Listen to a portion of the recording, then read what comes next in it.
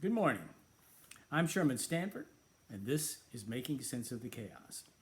God has given us another glorious day. His mercies are new every morning. I need them every morning. They're like manna. Yesterday's mercies are not sufficient for today. Each day, new mercies.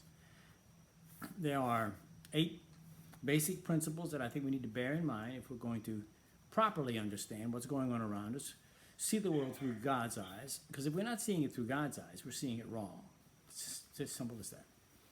There is no multiplicity of truths in the world. There's one truth. His name is Jesus Christ, God. And if we think we see any truth that excludes him, then we don't see truth at all. First, God created the cosmos for his glory, not for man's glory. Second, the jewel of creation is mankind. A very significant fact. Third, although in no sense the author of evil, and this you've got to bear in mind, in no sense the author of evil, God nevertheless ordained Adam's fall. Fourth, in Adam, who is our federal head, our representative, the entire creation fell, all of humanity that was going to come, and the physical cosmos. Fifth, as a result of the fall, God pronounced a curse of enmity between the seed of the woman and the seed of the serpent. And the seed of the woman being Jesus Christ, which of course introduced the first promise of a coming Messiah. The seed of the woman, we're told, was going to be the coming Messiah. It was not so apparent at that time, but later on we're told that that was the meaning of that message, of who the seed of the woman was. And of course, it's all those in Jesus. And the other half of the enmity is the seed of the serpent, that is fallen Adam, Satan, who was the serpent, his demons, and the balance of humanity that remains cosmic rebels until their deaths. This is the great antithesis. Sixth, all subsequent human social experience, all of history, is an outworking of the enmity between these two great divisions of humanity.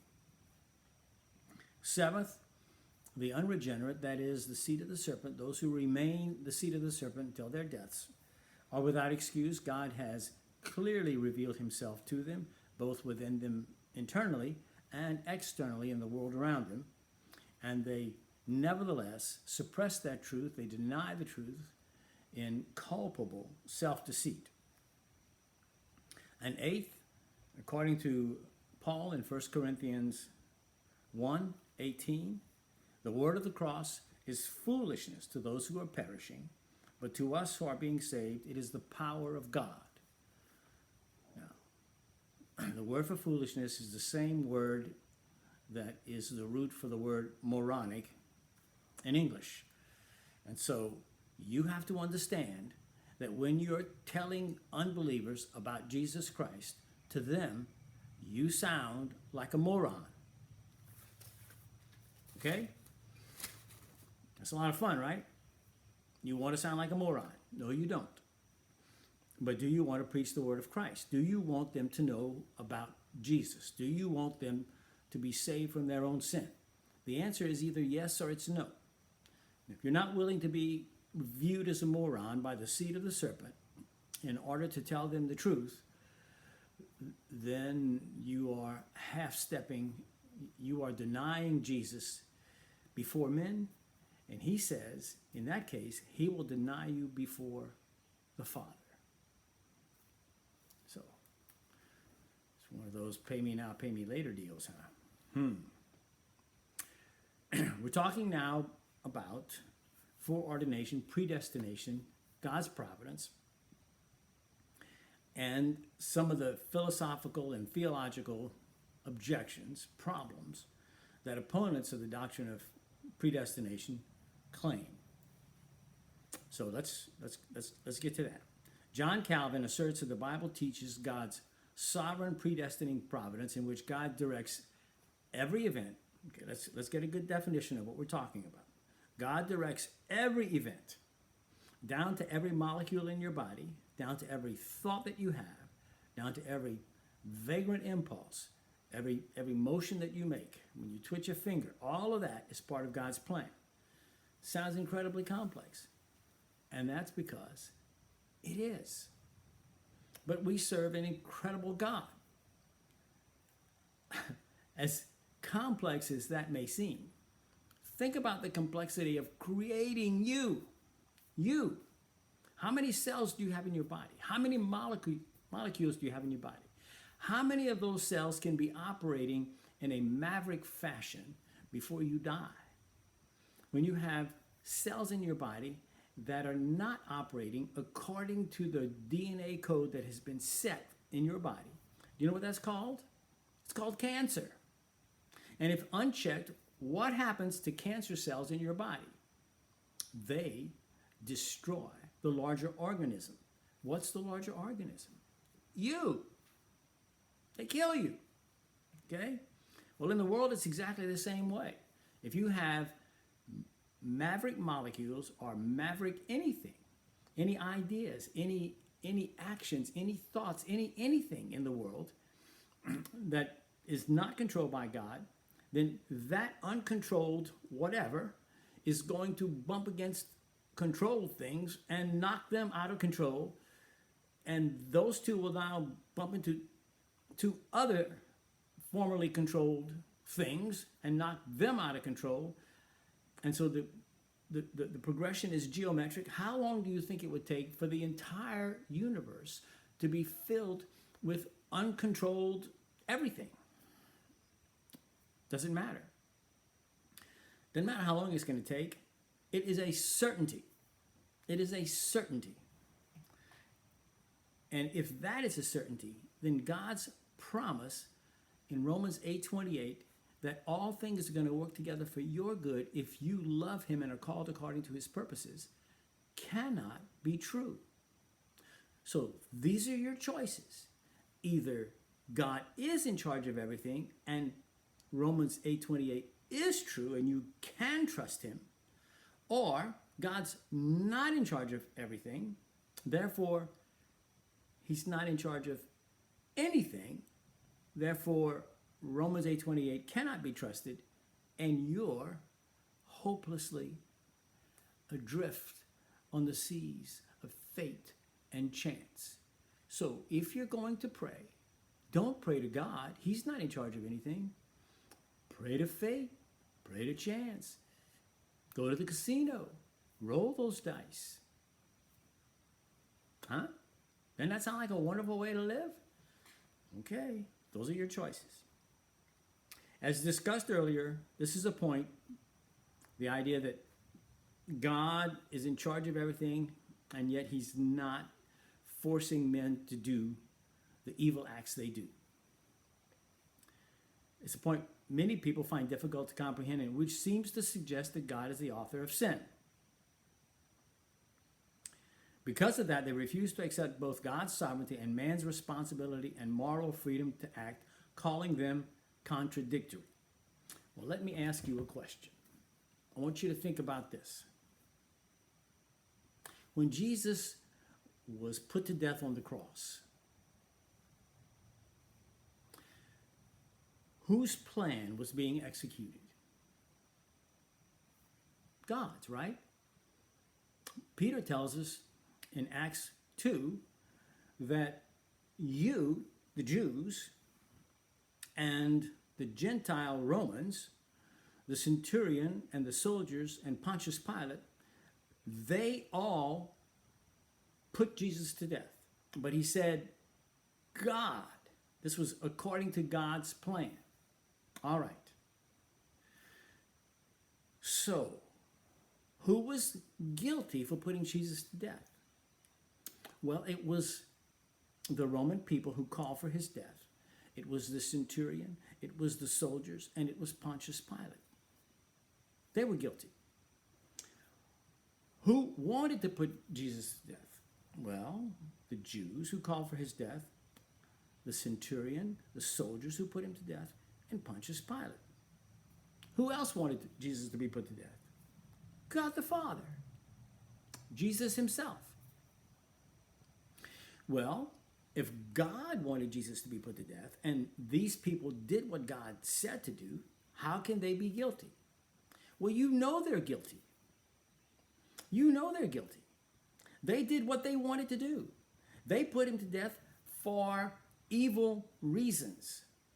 God ordered him put to death for good reasons. So, God bears no guilt for Jesus' death on the cross. But God did decree that that should happen. The men bear the guilt for what they did. Although God did decree that they should do that, he did not determine that they should have evil motives, but he allowed the evil motives that they had, that they got from their father Adam, from their father Satan.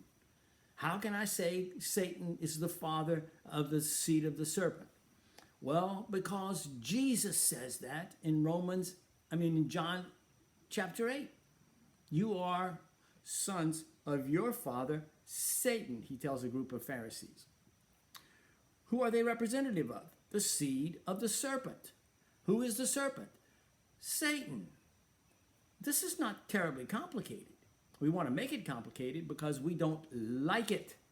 We want to feel like we can do whatever we want whenever we want to and that there's no control over any of us.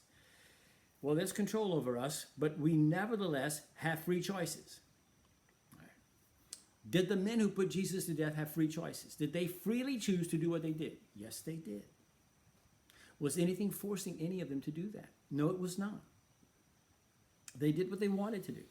All those Jews in the Sanhedrin who called for Jesus' death, was something forcing them to do that?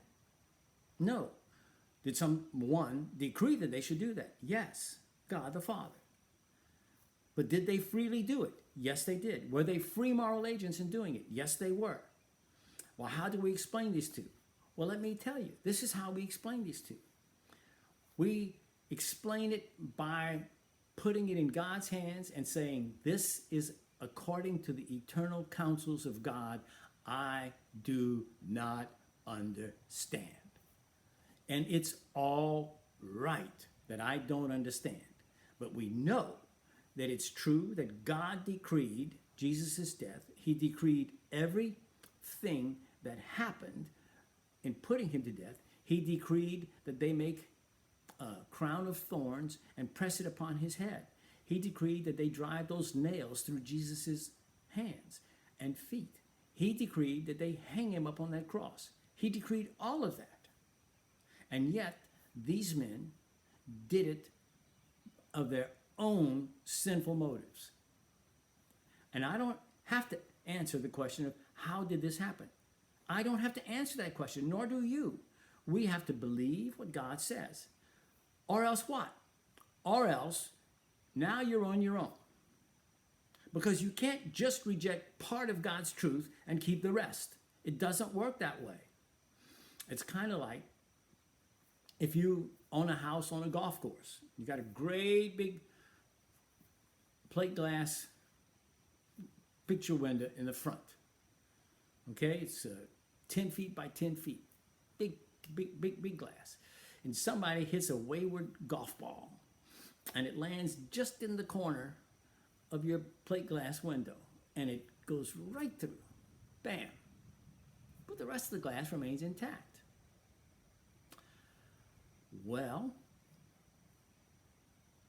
is the glass broken or is it still intact? Well, it's broken. All right?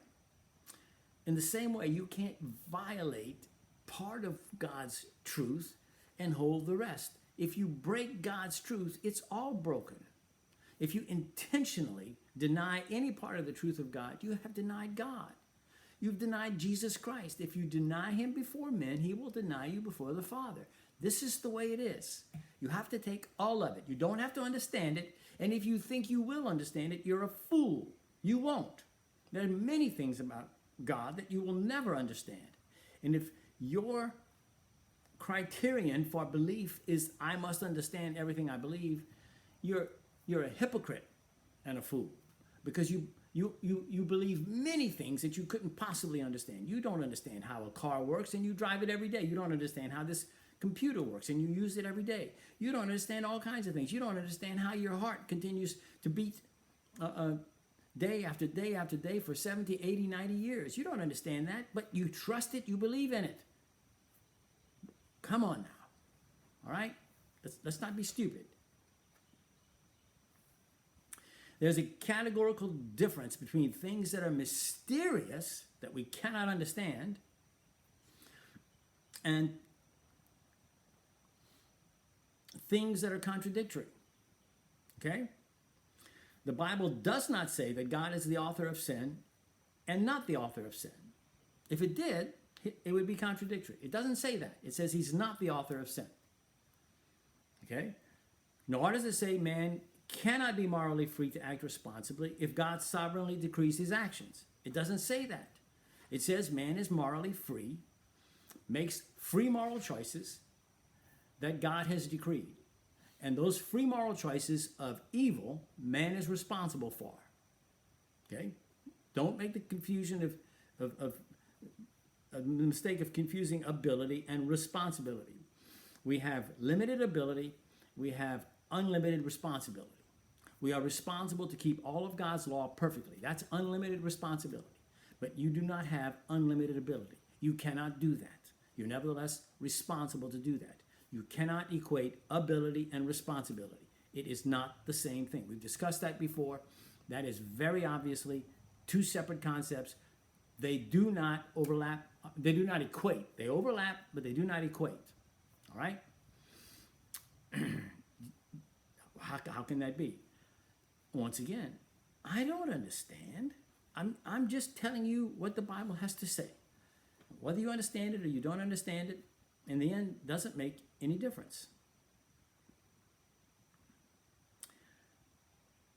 How the concept of God's sovereignty and man's free will, free moral agent responsibility work harmoniously, it doesn't matter whether you understand those things. He doesn't explain how those things work together harmoniously. He says they do. You have to trust that. Now, sometimes Calvinists are accused of holding a position that's held by what are known as hyper-Calvinists. And this is a false position. There are some people who hold this, but very, very few. And this is not the position that John Calvin held, nor the Reformers, nor do I. And this is the idea that because God's decrees are going to work out, we don't have to do anything about it. We just let God do everything. We don't have to evangelize. And even when we do evangelize, we first have to determine whether we're talking to somebody who is a candidate for salvation. We see seeds of faith in him. That's nonsense. That's nonsense. I don't accept that, nor did John Calvin, nor did the Reformers. So if you want to say that's what Calvinism believes, it's not. Okay? It's not. Now, the group that objects to God's foreordination, those are known as Arminians.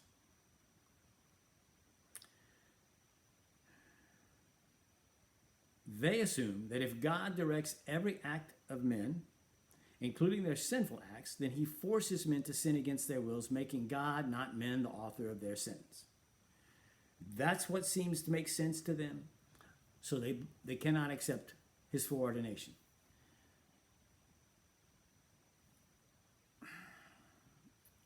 It doesn't have to make sense to you, okay?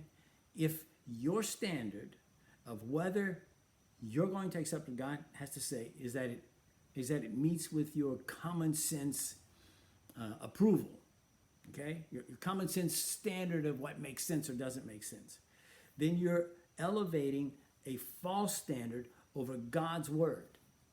Because I don't even know what common sense means, to be frank with you. I don't even know. It has been used in so many different situations, in so many contexts, to cover so many situations. It seems like a clay nose that can be shaped into any form that you want, and it'll serve any purpose that you want. Well, listen, It's kind of like the word love in the English language. It means so many things that ultimately it means really nothing unless you qualify what you mean when you use the word. It doesn't mean anything. I love peanut butter. I love chocolate. I love my automobile. I love my wife. I love you. I love God. Okay? Do I love all these things in the same way? I love my children and I love my wife. What does that mean?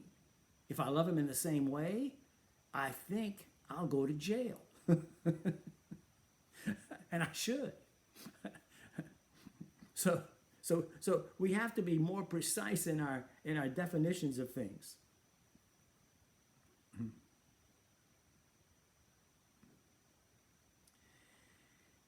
Now, what they do is they define Calvinism as determinism, but the determinism that they want to impose on Calvinists and on the Bible is the postmodern idea that we're helpless pawns of fate, except that God stands in the place of fate. Okay? Postmoderns say we're just helpless pawns of fate, and whatever happens, happens. Well, they're saying that if we accept the Calvinistic idea of foreordination, then that makes God the one who makes everything happen, and we're just helpless pawns of God.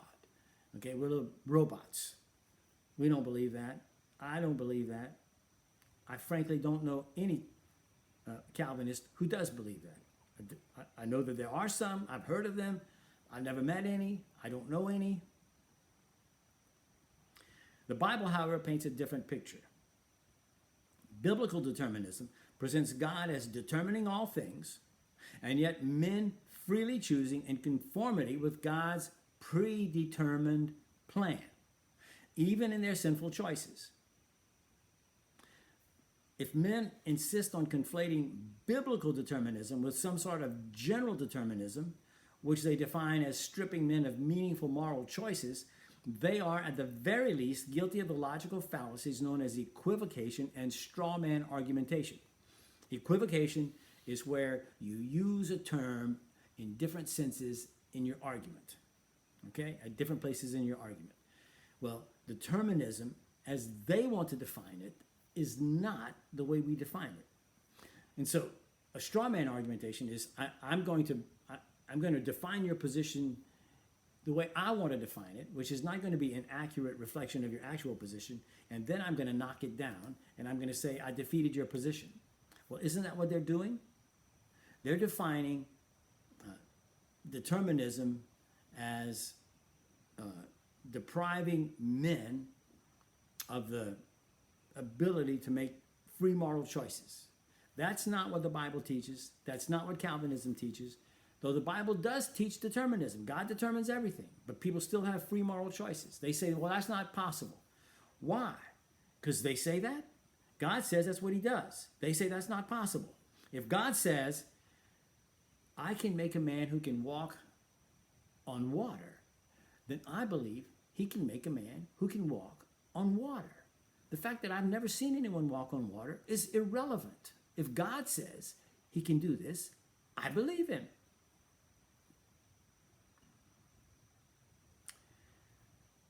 By definition, God's predetermining every event is not determinism in the sense that they would define it, because he does not strip men of their meaningful moral choices. Okay? If you want to say it's determinism, fine, but it's not that kind of determinism. It's a different kind of determinism. If you don't make these categorical distinctions, you just create confusion. I know I have been accused oftentimes in my life of splitting hairs when I make categorical distinctions. But if they really are distinctions and you don't make those distinctions, instead of having clarity and understanding, you'll have confusion. Better to be accused of splitting hairs because you're making categorical distinctions that really exist, that seem confusing to people who haven't thought about them, than that you should confuse issues that ought to be clarified. God does not strip men of their meaningful moral choices. They freely choose, but they choose in conformity with his will. The Bible teaches that men's choices are both determined by God and yet free from coercion. They are not robots. For example, Paul says in Philippians 2:12b and 13, work out your own salvation with fear and trembling. This is man's responsibility. Okay? Then what does he say in the immediate next clause? For it is God who works in you both to will, that is, to make the decision to do it, and to work for his good pleasure. Right? Work out. He tells us what we're supposed to be doing. Then he says, but you have to understand, you cannot do this unless God is the one working in you both to will and to do. So he doesn't say, listen, just worry about what you're supposed to do. Don't worry about what God has willed. No. He puts them together right there, right next to one another. He doesn't say, these seem to be contradictory, so I shouldn't put them together. No, he puts them right together. You think he was a stupid man? Do you think he doesn't understand that this is a point of contention? Look at Romans 9, where he says, you will say then, why does God still find fault? But who are you, O man, to reply against God? This is clearly an indication that he understands the objection. It's the same objection. And he says, don't go there. Don't go there. So, if he has to say, don't go there, because he's anticipating the question that's in your mind, what do you think you should do with the question in your mind? Do you think maybe you ought to seek an answer for it? Or you just say, well, I guess I ought to not go there. Paul said, don't go there. Just accept the truth. God predestines, men freely choose, in conformity with what God has predestined. I don't have to understand how that works. You don't have to understand how that works. Sloppy thinking at this point leads to confusion. Remember, the Bible teaches that fallen men sin by necessity, not by compulsion, thus remaining guilty for their sinful choices. Okay? The fact that God ordains their sinful choices, yet those choices are necessitated by their own natures. Okay, if I hate God, will I ever choose to love God unless something changes my hatred for God? Something has to change my hatred for God, or I will never choose to submit to God. How can you choose to submit to a God you hate? You have to first stop hating him. Well, how do you just stop hating him if hatred for God is the essence of your being? You can't. Does that mean that you're not hating him freely of your own choice? No, you're hating him freely of your own choice. Your choices will be uniformly against God because of your overriding hatred for God. They will be free choices. They will always work in the direction of rebellion against God. Not because they're not free, because they are free. And they're free to be influenced by your will.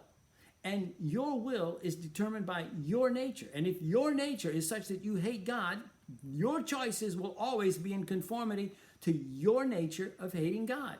You will always will to do the thing he doesn't want you preceptively to do.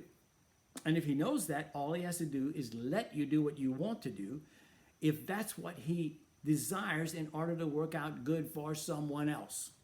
Does that make sense? So he controls your sin, and he's not responsible for it. It's your sin, you're responsible for it, and he's in charge of it. And how is that possible? Don't go there. Simple. Don't go there.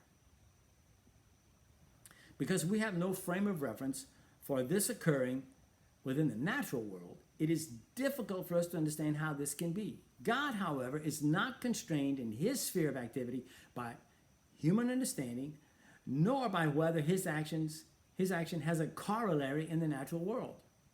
Our responsibility to believe him is not contingent on our sufficiently understanding his truth. It is simply to believe him.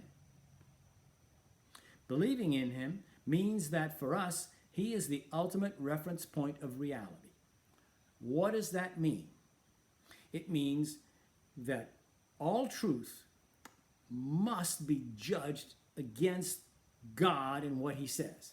Whatever I think is true in the world must always conform to what God has to say. It can never be contrary to anything that God has directly said, or by good and necessary inference from things he has said, be a conclusion that ought to be reached. God is the ultimate reference point of reality for believers. If he's not your ultimate reference point of reality, then you're terribly confused or you're not a believer. It's one or the other.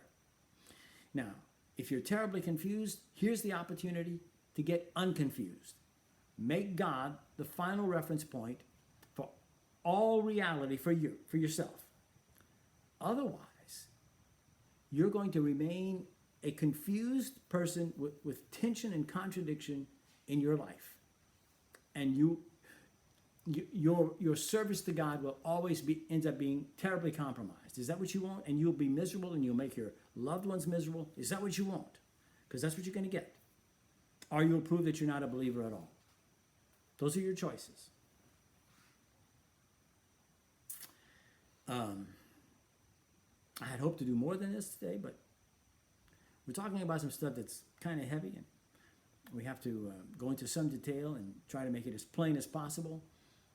If you have any questions about anything that I've told you, if any part of this doesn't make sense, if there are any objections you'd like to make, please send them to me.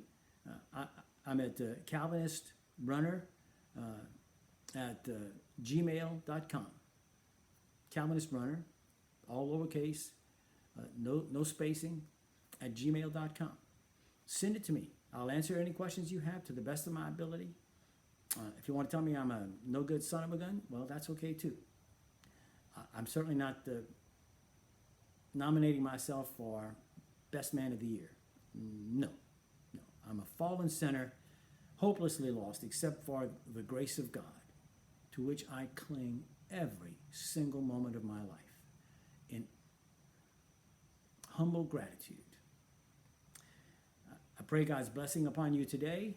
Keep you safe, please, from all harm, which now seems to be more than COVID-19. Now you need to worry about rioters and looters and burglars and thieves and whatever. At any rate, remember, the worst thing to fear is not death. It's being unfaithful to God. All right. Bill, would you like to add anything? Well, have a wonderful day. God bless you. It's been a pleasure for me, and I hope to see you again tomorrow.